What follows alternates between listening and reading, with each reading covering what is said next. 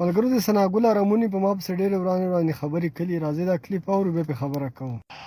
هغه موسی خیل دی که څه اتي سر دی که نه، ما ته وایي ثناګل وایي ته خو ما اوس ولیدلی، ته خو ګنجی یې، خدای دې لیونی که دا زما خپل ویښته دي، راشه راکړه ګرانه سپیه.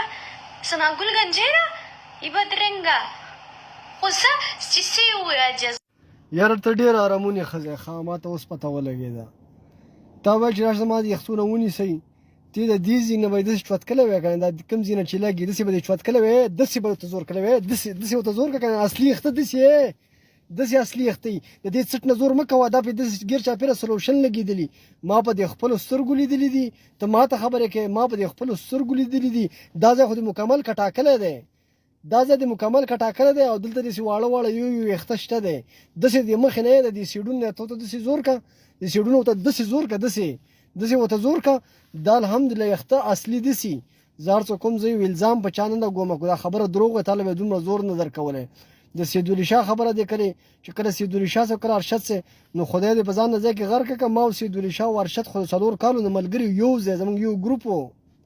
داسې نه چې که نه هغه زما سه زه د هغه سوم او یا زموږ د ټولو ملګرتیا یوه وه، خو چې کله ریاض سره رال موږ یو ځای میلاو شو. نور خو زموږ ملګرتیا د وخت د سره وه، خو ته رزیله شیطانه لعینه رالې زموږ منځ کې د اختلافات پیدا کړل که نه، موږ دې په یو بل سره په دښمنۍ وراړتلو که نه. منافقې رزیلې ښځې ورګه لږ معمولي یو بله خبره یې کړې، هغه هم د پوینټ، هغه هم درته ښیم. لکانو سره ویډیوګانې ته څوک یې؟ ته زما پلار یې، ته زما میړه یې، ته څه یې؟ ته څوک یې؟ بیا چې زه پاکستان ته تلم ثناګل موږ به تا ډېره مس کوو، دا ویډیوګانې به یې کولې. اوس چې ثناګل شوارې ته راله نو ثناګل بدرنګه ښځه ده، ارشد خان په سټرینډ اخیستی و او ثناګل چې ده نو اوس لاړه چوارې ته پردې.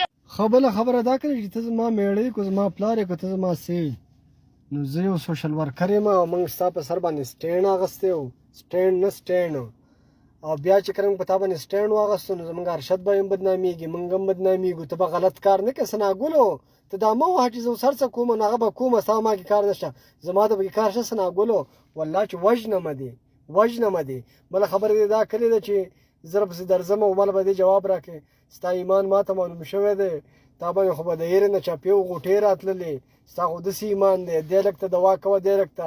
او دا خبره چې ته پاکستان ته ځې موږ به دې مس کوو نو هغه به د چا سترګې وي، هغه زما ملګری دی، صحیح ده. ما د هغې په سر به داسې خبرې کولې ما چې دا ارشد لږ ریلیکس شي، دا جنۍ لږ ریلیکس شي، ځکه چې ته خو به دومره ریلېدلې چې ما به وویل چې خدای دلته مړه نه شي چې سبا نه مې دا ملګری شرمېږي اوس چې بیا زه هم شرمېږم. یې رزیلې اپا سعودي عرب ته تا نور څوک راولي؟ دا ارمانونه دا خوبونه زړه نه وباسه، اورې. او زه یو سوشل ورکر یم، په تا خو له ما سټینډ اخیستی و چې معاشري یو بل غلط قسم زما نه غلط کار نه شي کولی. دا څه ګپ دی؟